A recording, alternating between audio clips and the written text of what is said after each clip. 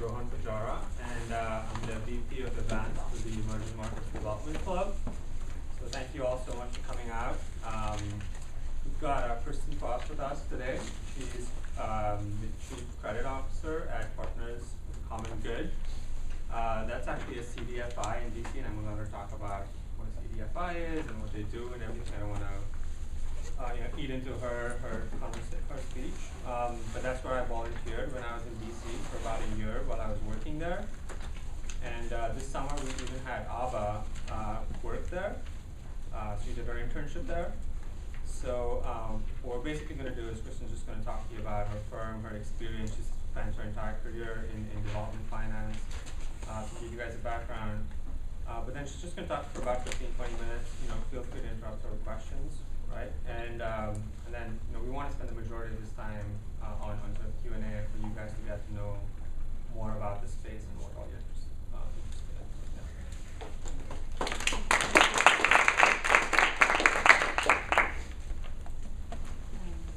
Okay, thank you everybody, and thanks for showing up. And I hear that from Ava and Rohan how intense B-School is these days, and so I appreciate the time. And I'm mostly excited to see how many of you are really interested in development finance, at least learning more, finding out what's out there. And I'd love to hear about your experiences. Maybe some of you have had positions and internships. I am Chief Credit Officer at Partners for the Common Good. I think it's got the coolest name around, Partners for the Common Good. We're a fund. We're an investment fund at one level. I manage a portfolio that's made up of domestic investments in the United States, loans, and we lend in housing, we lend to community facilities like a charter school or community health clinic or a daycare center or just a commercial building. And then we also do some commercial real estate like in a shopping center. I do a little working capital loans to social enterprises, and I have part of my portfolio in international microfinance. So I actually think I have kind of the coolest portfolio around. It beats even Rohan's portfolio. He had it JP Morgan Chase this summer, I think. But the fundamental underlying core consistent factor from every one of those investments is that every one of those investments we can trace and track a direct benefit to the life of a low-income person. And so the housing is all housing that's benefiting people that earn below a certain income level, and the charter schools are serving at least half the kids are getting free lunches. So we have different social impact measures that we use to determine the social impact we're making, and then we have our financial measures. And the whole focus of Partners for the Common Good, like CDFIs all across the country, is that we have to earn a financial return and a social return. So we are the kind of the epitome of the double bottom line. And some CDFIs are now doing triple bottom line. So they also want to see that environmental is the third piece. And do the business school professors use double bottom line, triple bottom line at all? Do you hear it talked about? So okay, a little bit. So I've always felt that kind of as a lender, which as a fundamental level, I'm a lender.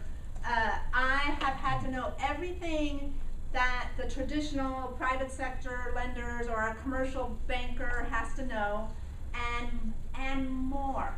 Because I have to apply all that core learning and then overlay the social impact model. So I'm trying to make the deal happen in the neighborhood that hasn't seen new capital in 20 years, and it's hard to attract new capital. So how do we even make that work? I can only make the loan if there's some equity layer. So what tools are out there to make that happen?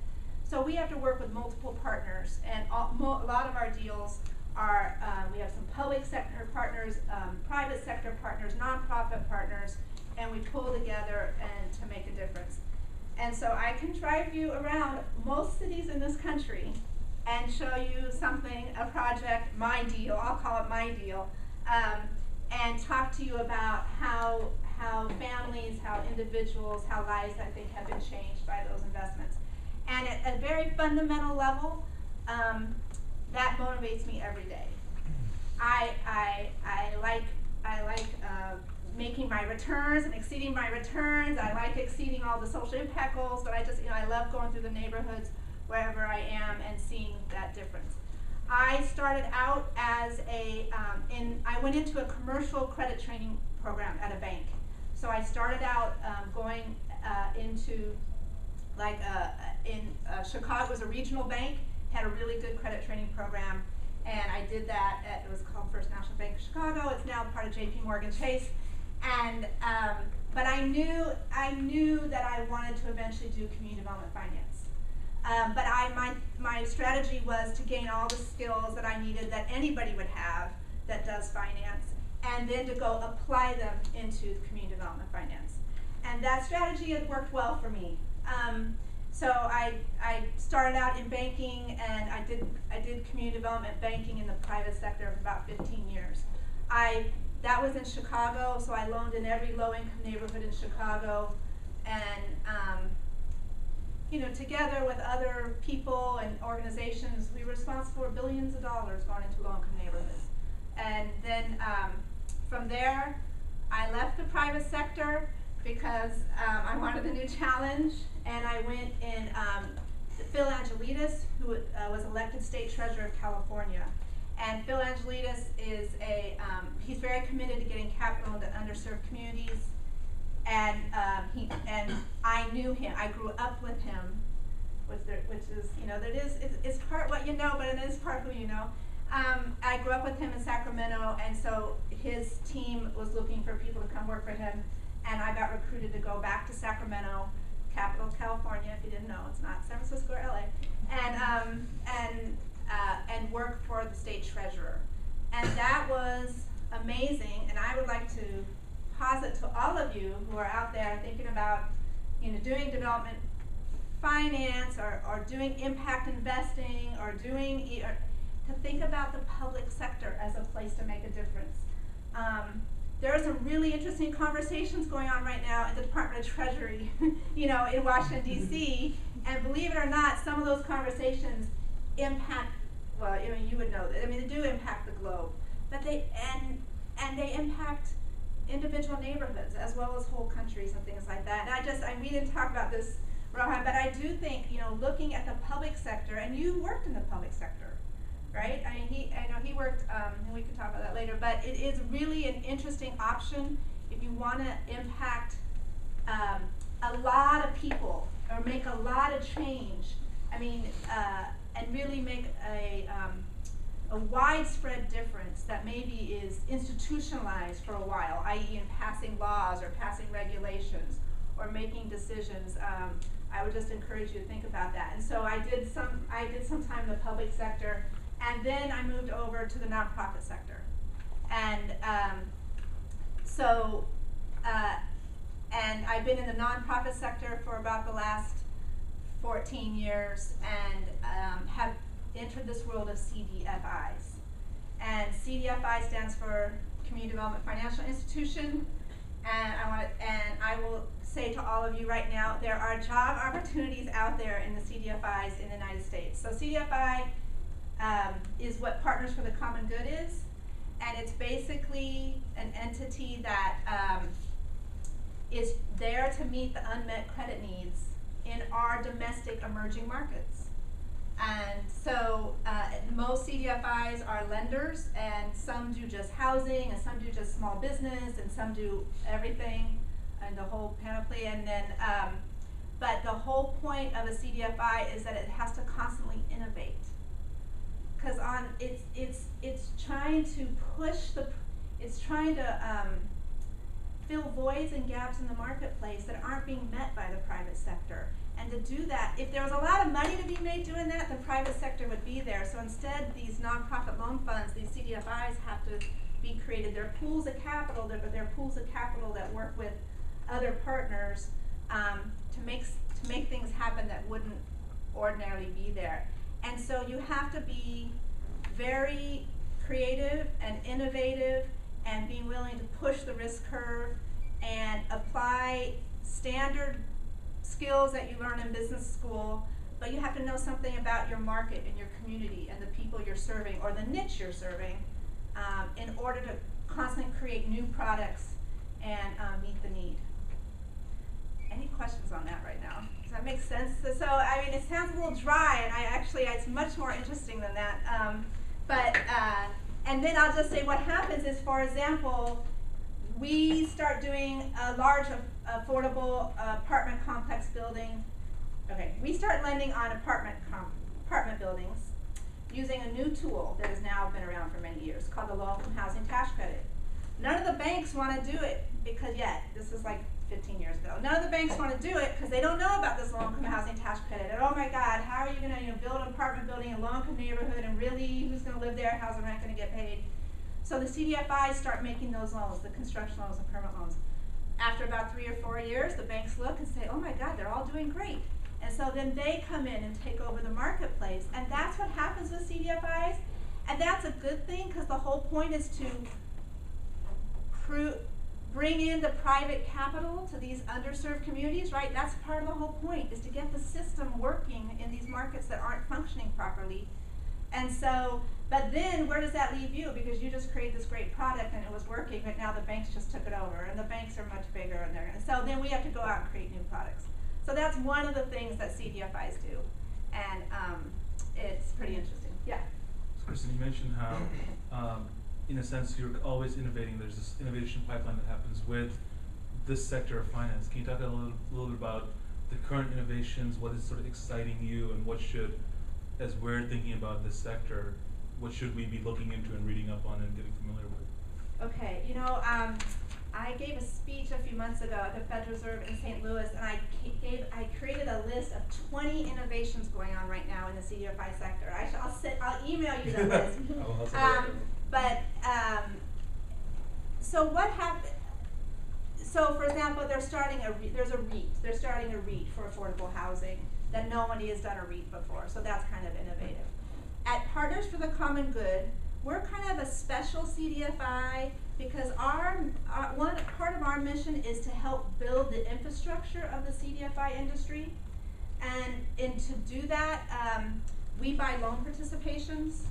So there's some big CDFIs out there now, and there's still some small ones, and there's some in-between ones, but sometimes they want to sell a piece of their loan, and so we buy those participations. And by doing that, just like in the banking sector, there's a huge infrastructure for banks. Actually, they work together all the time.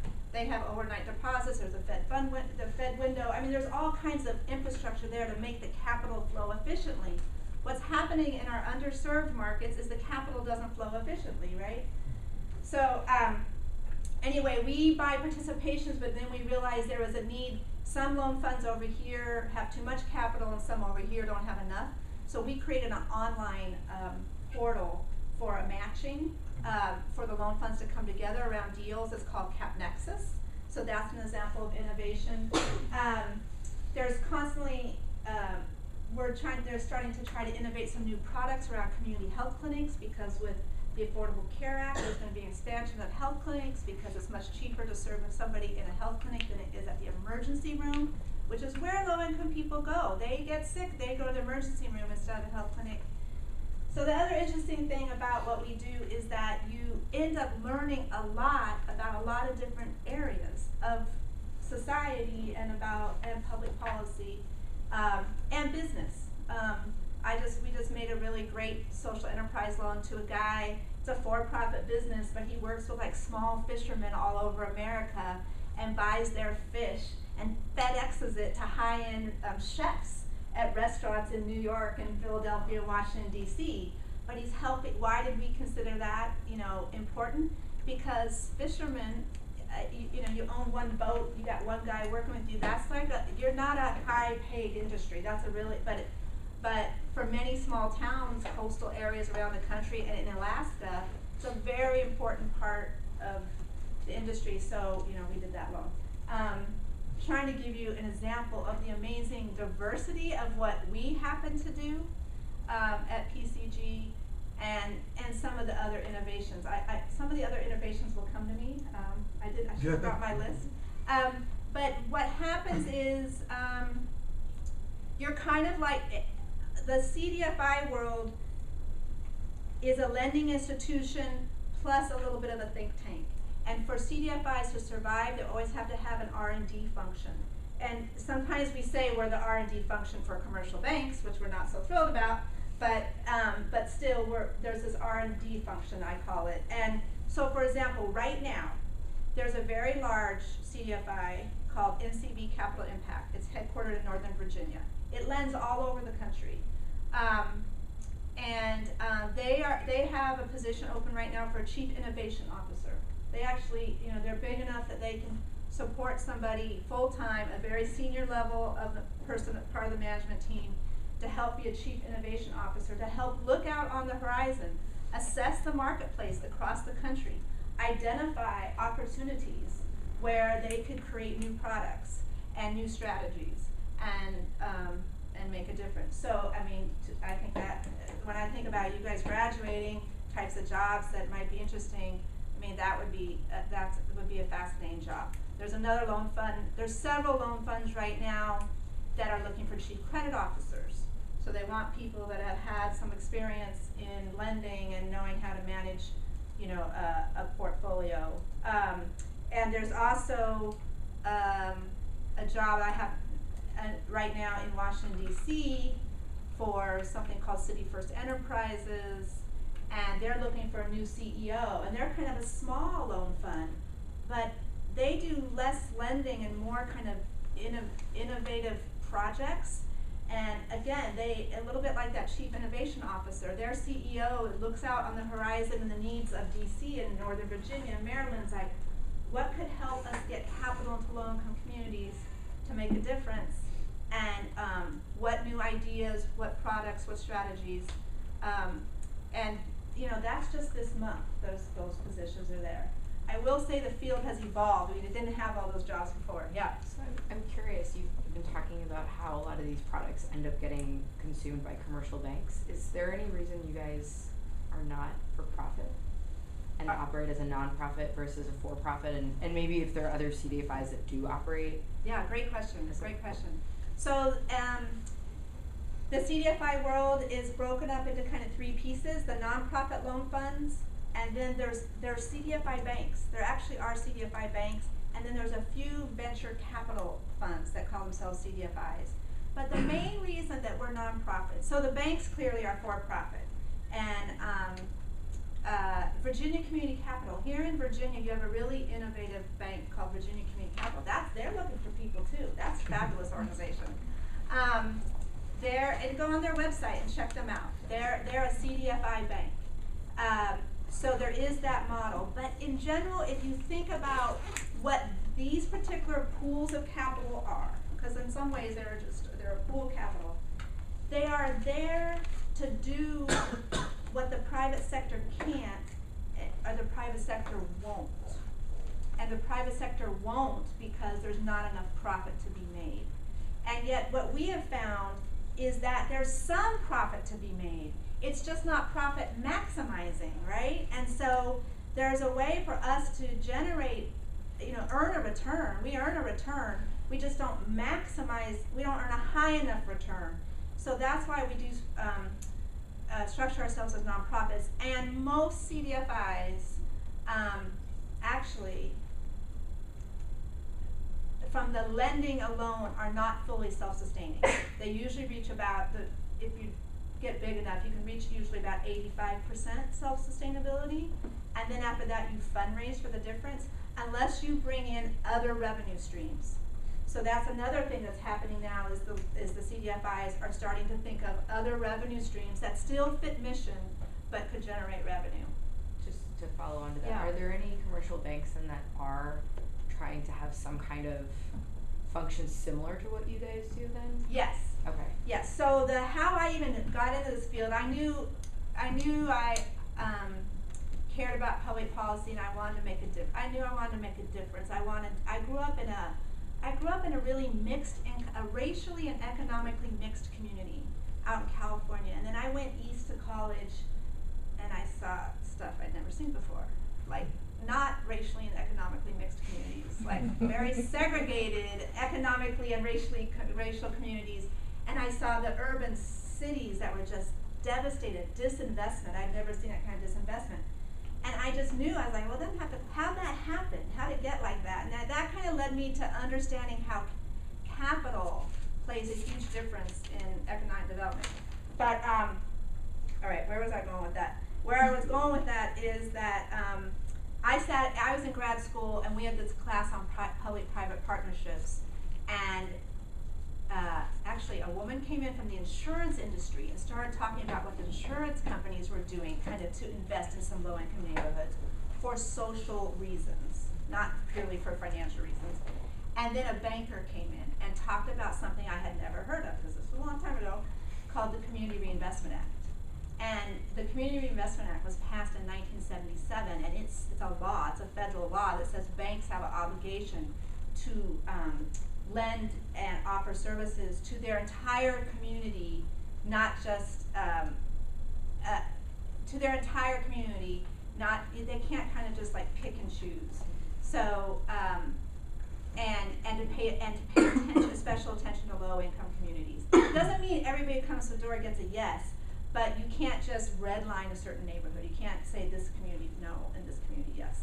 So banks have been doing it. Banks are actually commercial banks, which I consider myself a banker, which in many ways I'm sure you guys consider like the dinosaurs and the bad guys right now too, they are. But the dinosaurs kind of financial services. You may not think of them as being like, the forefront, but they've actually had more experience than any other private sector entity in emerging markets. And so JP Morgan Chase and Bank of America and a lot of the big New York City banks, Citibank, they all have community development lending departments. And the bank I started and ran LaSalle National Bank's community development lending department in Chicago. LaSalle got gobbled up by Bank of America. But yes, so the banks do all have these. And another place that we play a role is the banks will do the mega deals, and then there's room for us to come in and do smaller deals that the banks don't want to do. But again, not quite as much profit to be made. Yeah. I have two questions. One going off of that, like looking at careers in CDFIs, you went the private route and then ultimately went the public route. Would you recommend doing that nowadays or not? Are there more options? Is it more like respectable to do one way versus the other? And then my other question is, in your organization, do you all, when you give loans, do you have individuals that work with like those small businesses that may be asking for the loans to make their businesses even more successful, or like to ensure that the loan basically doesn't default? Yeah. Okay. So I don't think there's any one way to do it anymore in terms of getting into the field. And what happened about 10 years ago, maybe a little longer, maybe 15, but we started noticing a trend in the community development finance field of kind of like older Wall Street types kind of checking us out and wanting to come and work for us. But they tended to be kind of 55-year-old white men who had done well on Wall Street, and I'm kind of stereotyping here, but they were older people who had been on Wall Street and had kind of made their own money, and now they would come and say, but I really want to do something that I care about that makes a difference. And they could see themselves using those financial skills and the tools and the way of thinking, but applying it to a different kind of market with some other overlays like social impact. And we loved them. I think that we brought some interesting brain power into the industry in that. Then when the financial crisis hit, that was just a few years ago, we were a little more skeptical at that point, because kind of anybody that didn't have a job would just walk in and say, I really care about double bottom line, and we had to be a little more careful. But in general, there is still, because there are a lot of MBAs now in our field, but we still like that and respect that degree. So just having an MBA instead of a master's in public policy or instead of something else, I think has a lot of cachet. And you know, it depends what your own skill set is and what you want to do, whether you need to go in the private sector first and then move over. For me, that was my plan. My plan, because legitimacy and all that stuff is really important to me, and I just never wanted anyone to say, oh, well, you're just there because you couldn't make it, that, you know, you're just at the nonprofit because you couldn't make it at the for-profit or something like that. You know, that was my hang-up when I was younger, and so I did the corporate training thing. But I'm really glad I did, because it gave me skills that I'm still use it today. So it was very helpful for me. And I always wanted to bridge the chasm between the public sector and the private sector. And I just realized, like recently, I sat back and I said, well, you know, that was my goal. I remember sitting in graduate school saying, I would like to bridge this chasm.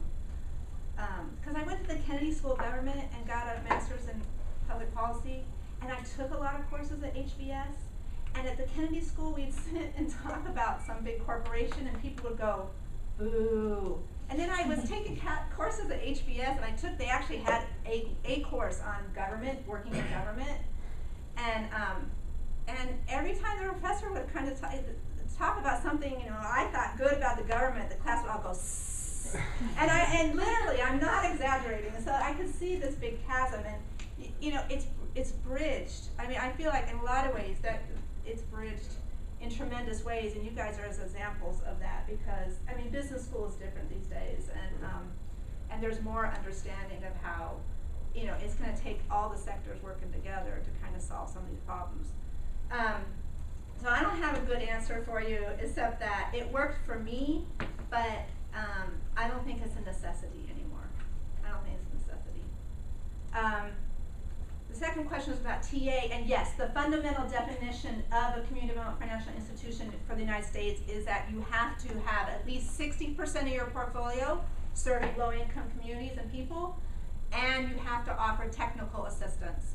And so, yes, so all the CDFIs have staff that do that, and there are some, like especially like business lending ones, where like the lenders are one group of people and the TA are another group of people. But in other loan funds, that's one of the fun things about being a community development lender, is you are kind of the TA person and the lender. And for some people, they like that. Okay. Yeah. Some people just want crunch numbers. Some like to do both. I'm asking this from the other side, from a microfinance company. I started one in Mexico, still growing. Well, the problem you sometimes face when you actually grow is the need for cash. Because either you sell capital and then your whole mentality has to shift, because you ultimately have to make a return on those people who are lending money. Or you find that the traditional lender will consider you risky because you don't go to the general public or like the low income. So just how do you base your loans? How do you help those finance institutions or community lendings to actually repay it and actually be able to keep growing? So can you explain like the general terms of the loan, how it works? Right. And you said it was hard to get capital because the lenders who would lend to you saw that you were lending to low-income people, and they thought that made them nervous. Yeah, exactly. Well, when you give loans, you don't have access to deposits. You have to go either sell capital, right, which is part of your bank, or you get a loan, which most of the time for startups or these kind of companies, at least where I'm from Mexico, they consider risky. Right. So it's really expensive. So that means you gotta give higher interest rates on the loans you give, and the whole model just starts breaking down. So you ultimately have to go to, an enterprise like the one you work for. So how do you structure loans? How do you work with the companies you lend to, so actually all three parties benefit? So you right, have that triangle where everyone has to win. So I want to say one macro thing first. So the interesting thing about international microfinance versus domestic community development finance, and I said that the CDFIs can't be 100% self-sufficient, because there's a lot of interest rate pressure on us, and our spreads, the net interest margin is just not high enough.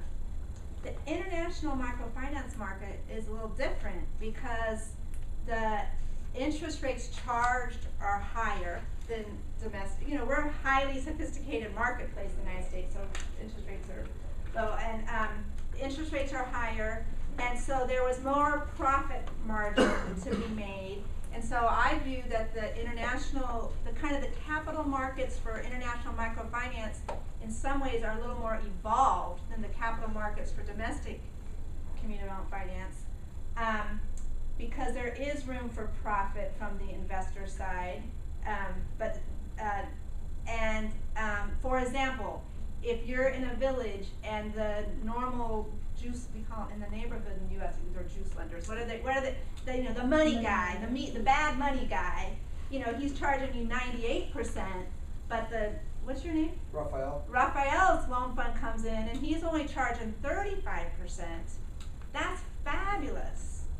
And so, and then he can charge 35%, and then if he can go out and find some lenders that are only charging him 9%, then he's got a lot of room there to cover costs, high transaction costs, because very small loans, right? But hopefully cover costs and give a return to his investors. So coming from the domestic US side of it, I actually see more room for profit on the international, but I agree, you have to find the investors and the lenders who are gonna lend to you at, I don't know what interest rate you were looking for. So Yeah, right now we have 17%. 17%. Okay, so Ava, do you remember what rates like Microvest was lending at? Microvest. Or any of them? I know on average it's about for South America it's close to 30%, and in Mexico I think it's one of the highest in terms of interest rates. But that's what they're lending to the individual?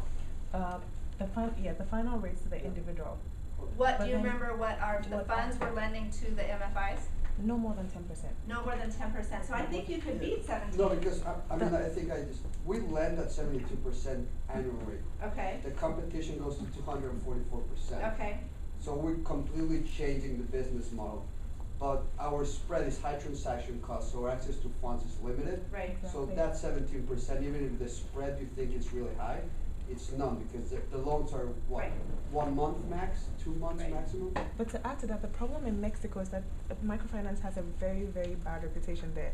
You have issues like Compartamos, which is like a microfinance bank that like became public, and people said an MFI was profiteering of donor money, and so a lot of the international community that are giving funds for microfinance investments are not interested in going into a country like Mexico. Apart from, in addition to that, is the financial repression thing, that the extremely high interest rates condition. And so what you find is that capital is not flowing to places like Mexico. Rather, it will go to a place like Peru, which is where the environment is seen as more conducive and where clients are not where client protection principles stand. And so I think there's also a function of the business environment that you're working in. And even as opposed to the US, where you don't have those issues with financial repression, you don't have issues with client protection, and there's an ease of movement of capital here as opposed to Mexico. So your situation is a bit complex. Yeah. So, yeah.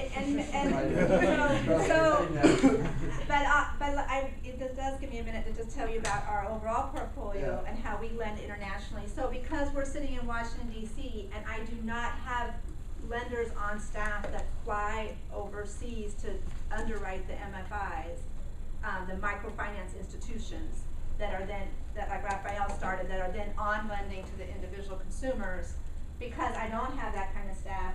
So instead, I'm mostly, but not totally, investing in funds.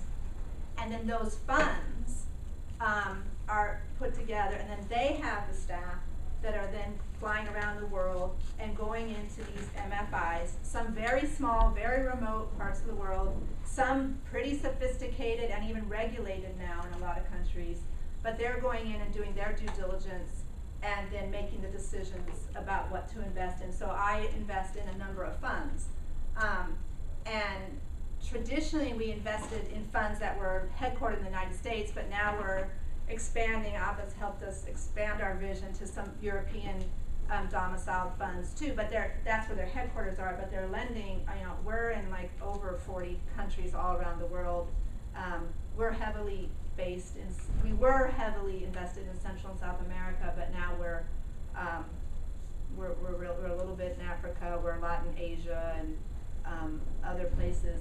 Mexico is a problem, and this is the world of, this is where, development finance, community development finance is not just finance, it's also that social impact. And so, the investors want to know, what interest rate are you charging that consumer, and is it too high? And so, the groups come together and they form principles. There's a couple different kind of stamps of approval that we look for. So we want to lend to MFIs that have joined on and signed on to those principles, and that we know that are not, taking advantage of the consumer.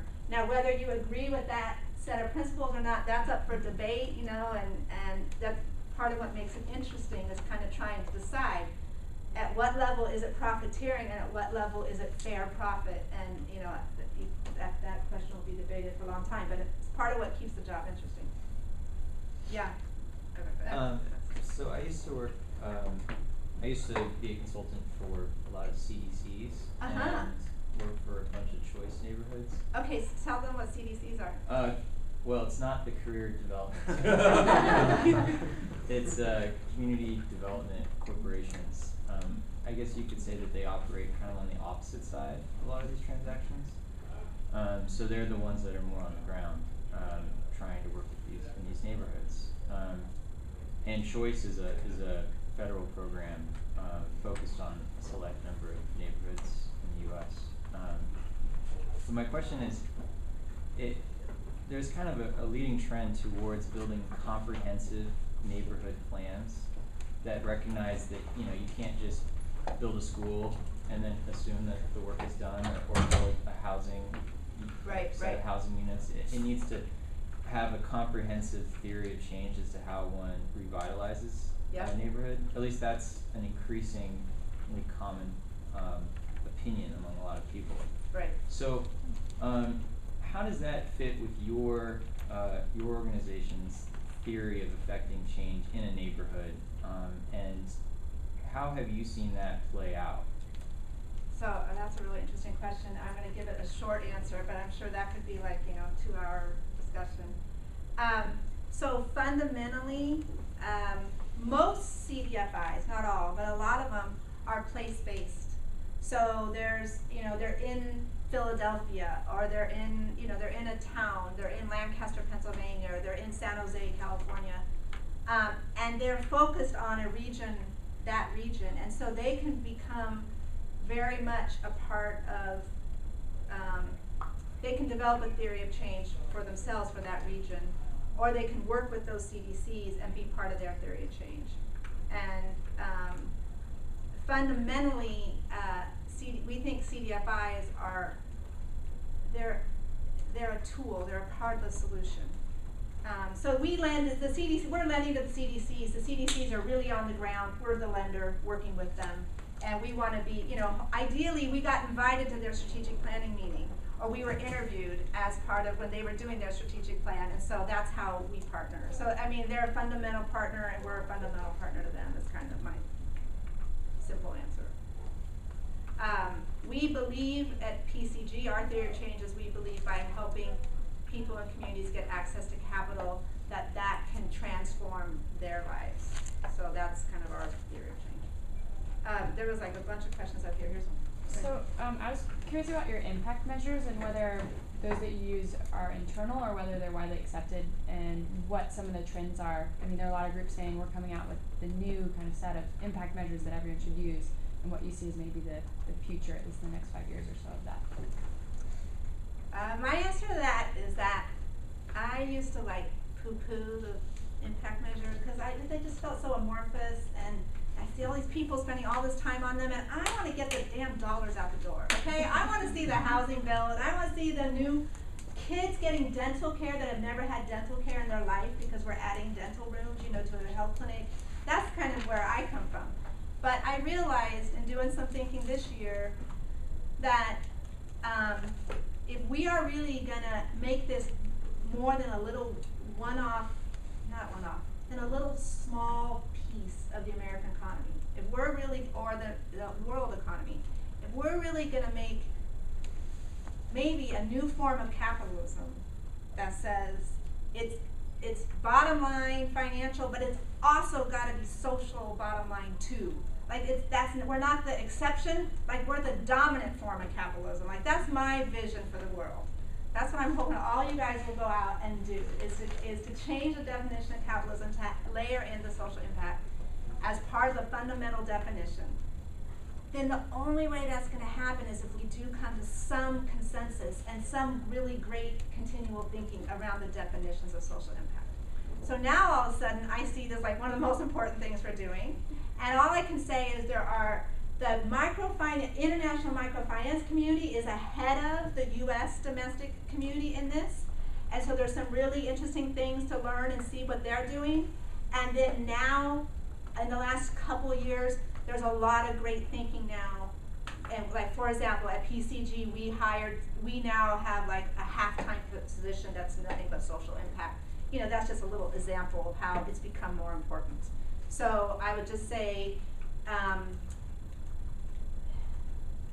and there are no one set of measures, but there is a federal funding program, for example, and that is competitive and that you apply for. So clearly, like what they put in their application is one set of measures everybody's keeping track of. You know, I mean, it's a longer conversation about what measures make sense versus, you know, what drives measures. But it's big and it's growing, and there's a need for it in the industry. And if it's an interest to you, I mean, definitely explore it, because there's definitely jobs out there in that area too. You had a question. Oh, similar question Okay. on metrics. And there was one more over here, and then I'll come over there. I just quickly, I wanted to talk about kiva.org and some of the crowdsourcing microfinance websites. Just, that's sort of like what I associate with microfinance, so I was just wondering, how do the size of those loans compare to like the average loans that you put out? I mean, because some of those are like $1,000. Right, So I'm just right. curious. Okay, so I'll answer that two ways quickly. So not my international portfolio, my domestic portfolio, where I'm making loans, you know, in the most, whatever, we're highly developed financial country in the world. I don't know what we are in the U.S. anymore, but, you know, I mean, my average loan size at PCG domestically is like $375,000. So that's what I'm doing. I've worked for loan funds where the average loan size was over $1 million. But I'm lending mostly to nonprofit organizations or CDCs, you know, so I'm not doing retail lending. The average small business loan for CDFIs is under $50,000. Because in the United States we have a very advanced credit card market, and most people, if you just need money, you would get your credit card. You didn't think about going to microfinance. A credit card is the ultimate microfinance lender, you know, it's just the interest rates are high, but internationally, so it's different internationally in underdeveloped countries, where some of the funds that we're investing into that are then on lending to microfinance institutions that are then on lending to the consumer. But I also have like a loan directly into something called Pro Mujer, which is a really big MFI. I mean, their average loan size is like $225. And so on the international microfinance side, it's usually something like that. There's a new thing emerging in international microfinance, which is not microfinance. It's lending to small and emerging businesses. Just like it's kind of like everyone's figuring out, okay, well, the individual little bodegas and the little, you know, buy a sewing machine and, you know, that you'll help that family, that's important. But there's this another tier of lending to small businesses that are actually hiring people, and just like in the United States, it's really small businesses that do the most for job growth. They're kind of figuring that out overseas too, and so now there's this new emphasis on some new funds that are lending to international entrepreneurs, or some businesses, social enterprises that are run as for-profit, and those average loan sizes are in the hundreds of thousands. They're, you know, so. And in fact, I'll just mention real quickly, one of the funds we're looking at right now, Deutsche Bank is actually a leader in an international microfinance that they've run and put together several funds. And they're raising capital right now for something called the Essential Capital Fund. And they basically want to lend directly to SMEs, to small and medium enterprise businesses overseas. With the whole idea that it's job growth that also matters now, and that's what's really going to help that community and that person is, you know, being able to get a job. And there's some interesting examples in here of they're kind of social they're all businesses that have like they're energy businesses, maybe doing solar, manufacturing solar that they, then selling it into a country, things like that have they have a double bottom line aspect to them, but they're for-profit businesses. Yeah, Jack. So you've talked a little bit about the tension between the double bottom line stuff and your sort of sustainability. Can you talk a little bit about the evaluation process for projects and how you balance the need for increased sustainability on one hand and the desire for a high social impact on the other, and how you sort of see this change in the nature of capitalism coming about given that tension? Well, I don't have that answer, yet, but within the CDFIs, most of them, I mean, we really, the social screen comes first. If you don't pass the social screen, you're just out. And then once you pass the social screen, but there's a range within that. We had a fascinating debate in my loan committee. In fact, it took 2 investment committee meetings to get seat at table passed, which was the guy who's working with the small fishermen and then selling to the high-end restaurants. And it was a really interesting discussion about, who's it really helping? Is it helping them enough? He is making some money. Is he making too much money? But my particular fund has a very strong emphasis on helping very poor people, because our fund initially came out of women religious, mostly Catholic nuns who wanted to see their retirement funds, principal preserved, a little bit of return, but help those poor people. So, I mean, we have a very high social screen, I guess you would call it. But still, there's a range. I mean, and there's will you fund, it's in a new apartment building in your neighborhood, and 20% of the units are going to be affordable, and the other 80% are market or upper income. Does that meet your screen? I think so, yeah. 10% are affordable, and the rest are not. Does that meet your screen? It's just going to be a slippery slope. I know. So I mean, you get into some interesting conversations. It's 30. So I'm just. Yeah.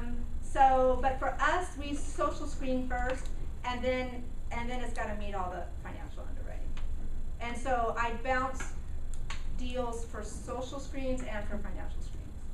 So would you say in a situation where maybe the social impact is really high, but you don't feel that the project is sustainable, do you think that Do I work harder to make a way to make the deal work? I guess Yes. I'm saying, like, isn't there a social impact that comes from the sustainability of a given project? So the fact that like for that apartment building, like the fact that the high income apartments will subsidize the cost of the affordable apartments up to a certain point, wouldn't that make it more appealing to you because it at least gives, it has at least some sustainable impact on the community? You could make that argument. Okay. I mean, it wouldn't work in housing with me but yes, you could make that argument. You could make that argument. And there, there's some discretion, but you usually have investment committees too, but there is some discretion. And that's part of what makes the job fun. And I will stretch sometimes a little more on a deal that has a high social impact than I would stretch for a deal that had a medium social impact. Are there some questions over here? Yes. Okay. We talked, just going back to microfinance world, but we've talked a lot about lending. Maybe it would be interesting for everyone to hear about just the evolution of microfinance from just lending to becoming more of, full service, mortgages, savings, insurance. That's amazing. Tell us. No, I bet. You worked in Cambodia. What were you doing? I can give you guys like the 1 minute thing, but yeah. So I was working at PCG. I was working at PCG. We were lending to, like Kristin described, funds. And so what I went and did in Cambodia was actually work at one of the MFIs. And what I hadn't even really known is that I always thought of microfinance as lending, but it's evolved a lot over the years lately from just lending to people to and mortgages, so to home lending. But now it's gone on to sort of becoming full service financial institutions or sort of banks where they accept savings, which is good for the savers because they have somewhere where they can actually keep the money safe, get a decent rate of return. It helps the microfinance institution because rather than just borrowing from, say, TCG, now they have another source of income that they can just circulate within the economy. economy itself.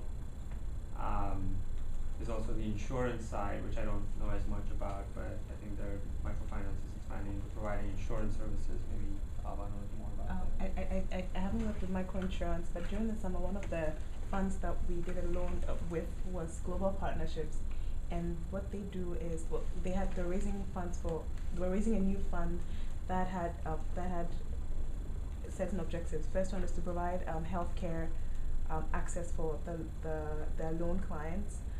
Another thing was health. I think it was education, and the third thing was energy.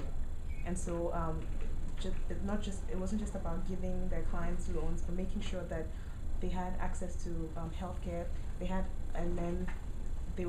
Another thing they were doing was giving out loans to small businesses to try and build sustainable models for small businesses that were interested in doing energy, to build sustainable models and profitable models. And so microfinance is doing all of this cool stuff. I don't know much about microinsurance, but I know that that's also one big thing. Another big thing, which is in Kenya, is and in East Africa, is mobile transfers. You can read about it online. I really don't know about this in detail, but the mobile phone has been a really big catalyst for microfinance and access to finance in sub-Saharan Africa. So there's two really interesting points, I think, going on for those of you interested in international work, is that what I see in these countries that we're investing in is that, like right now in the United States, I don't know if you guys are aware, but there's a whole sub-market of these check cashers and these payday lenders that have been awful for low-income neighborhoods. They suck money out, high interest rates, usurious, and all that kind of stuff. And so it's like a two-level banking. It's really the banked and the underbanked, and we have a lot of non-banked and underbanked in the United States. In some of these other countries, these less developed countries, they have started creating, they've put the microfinance lenders under a banking regulatory structure. And it doesn't look exactly like our structure, but there's starting to be some regulations that require transparency and understanding what they're doing, what interest rates they're charging, etc. And so actually I feel like those banking structures, those regulatory structures in some ways are covering everybody from the low income to the high income, whereas in the United States we kind of have a banking structure that covers from the upper lower income to the, and so I think that's really interesting, and I think it's very promising in some ways. The other thing is that these MFIs are expanding into many other different kinds of products, and you know, and they're like CDFIs in a way. The MFIs are constantly having to innovate and respond to the needs in their community. So those are two really interesting things going on. The other thing I do see also is that now the MFIs are looking for, there's more equity investments being made in the MFIs, and they're also doing, some of them are taking on the small and medium enterprise business lending. So, which is like the difference between consumer lending and business lending, which is a big difference. So I get a little nervous when but they can do it. So there's some really fascinating things happening, I think, internationally. And the mobile banking thing is interesting because in some ways there's some countries, I mean, you guys know better than I do. I mean, the United States is way behind in mobile banking, right? We're way behind in all that stuff, but we're catching up now. But because you have rural areas and people that needed access, the MFIs have come up with some of these, bank by phone stuff. I think we're almost out of time, but Kristin, thank you very much for joining us. We wanted to give you something that is representative of UVA, and thank you very much for joining us.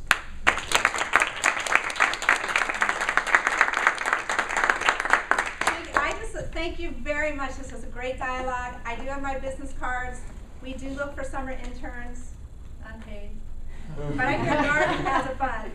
And I would be happy to answer any questions you have. Like, send me an email or anything about the field, or you're interviewing with somebody, any way I could help, don't hesitate, okay? So thank you. Thank you very much. Garden does have a fund, so if you are looking into perhaps working with a nonprofit, then there are opportunities for you to earn income with this. Go ahead. Abba and I are involved in that, so I'm Anna Payne, and Abba's right there. So if you guys have questions, come find us. It rolls out kind of in April, but we're happy to talk to people about the logistics of that, and we'll be doing an info session later this month. Thank you guys very much. Two other things just to put on your radar. We will be having another session on microfinance with Dabo. in the next month or so. So if you're interested in this topic, please do come out for that. Keep an eye out. Also, we will be having a luncheon this Friday with Matt Ling. He's a Darden alum. He's going to be talking about social entrepreneurship and tourism and a business he started in Bangkok. So you can come by for that and grab some lunch on Friday afternoon. But thank you very much. Do stick around and ask any questions for Kristin or Abba or Rohan if you would like. But otherwise, thank you for joining us. All right, thank you guys. Grab pizza. That reminds me. You never had information on how to fix the I was on my your own. Information. Tuesday, but I might email.